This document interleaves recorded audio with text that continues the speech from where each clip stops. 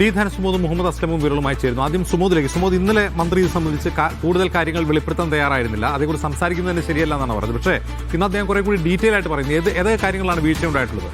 ഭരണഘടനാ തത്വങ്ങളുടെ ലംഘനമുണ്ടായി, സത്യപ്രതിജ്ഞാ ലംഘനമുണ്ടായി, പൊതുപണം നഷ്ടപ്പെട്ടിട്ടുണ്ട് തുടങ്ങി ഗുരുതരമായ കാര്യങ്ങൾ ഇന്ന് ആരോപിക്കുകയാണ് മന്ത്രി ഒ ജെ ജനീഷ്. എന്തൊക്കെയാണ് അദ്ദേഹം പറഞ്ഞത്? അജിംസ്, ഇപ്പോൾ കായിക മന്ത്രി ഒ ജെ ജനീഷ് വീഴ്ചകൾ എന്തൊക്കെയാണ് ഈ വിഷയത്തിൽ ഉണ്ടായതെന്ന് അക്കമിട്ട് നിരത്തി തന്നെയാണ് പറയുന്നത്.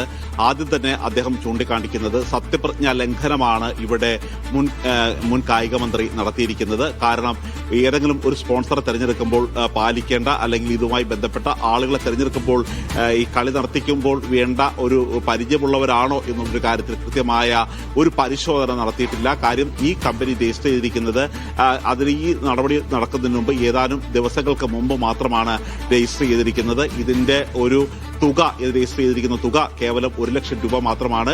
മാത്രമല്ല, ഈ അസോസിയേഷൻ, ഫുട്ബോൾ അസോസിയേഷൻ ഉൾപ്പെടെയുള്ളവയെ നോക്കൂത്തികളാക്കിക്കൊണ്ടാണ് ഇത്തരത്തിലുള്ള ഒരു നീക്കവുമായി മന്ത്രി മുന്നോട്ട് പോയത്.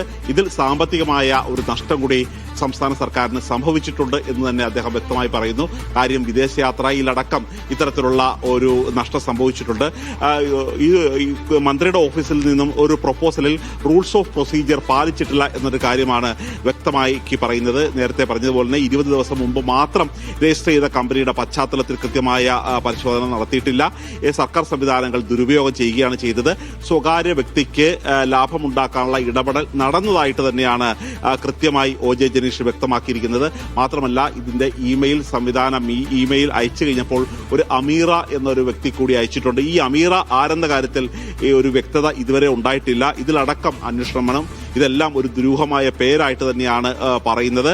സ്പോൺസറെ തെരഞ്ഞെടുത്തത് വ്യക്തമായ മാനദണ്ഡങ്ങളൊന്നും പാലിക്കാതെയാണ് എന്നുള്ളൊരു കാര്യം കൂടി പറയണം. മാത്രമല്ല, മുൻ മുഖ്യമന്ത്രി പിണറായി വിജയനെ കൂടി ഈ വിഷയത്തിലേക്ക് ഇപ്പോൾ ഒ ജെ ജനീഷ് വലിച്ചിടുകയാണ്.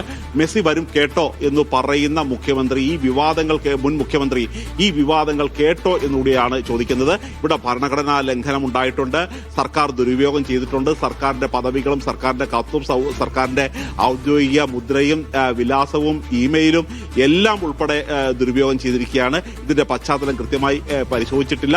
അങ്ങനെയാണ് മുൻ കായിക മന്ത്രി സത്യപ്രതിജ്ഞാ ലംഘനം നടത്തിയിരിക്കുന്നത് എന്നുള്ളൊരു കാര്യമാണ് പറഞ്ഞിരിക്കുന്നത്. മാത്രമല്ല, ഈ സ്പോൺസർക്കും മുൻ കായിക മന്ത്രിക്കും ഒരേപോലെയാണോ ഉത്തരവാദിത്തം എന്ന് ചോദിച്ചു കഴിഞ്ഞപ്പോൾ ഈ സത്യപ്രതിജ്ഞാപരമായി ജനങ്ങൾ തെരഞ്ഞെടുക്കപ്പെട്ട ആളാണ് മുൻ കായിക മന്ത്രി, അദ്ദേഹത്തിന് കൂടുതൽ ബാധ്യതയുണ്ട് എന്നുകൂടിയാണ് ഒ ജെ ജനീഷ് പറഞ്ഞു വെക്കുന്നത്. ശരി.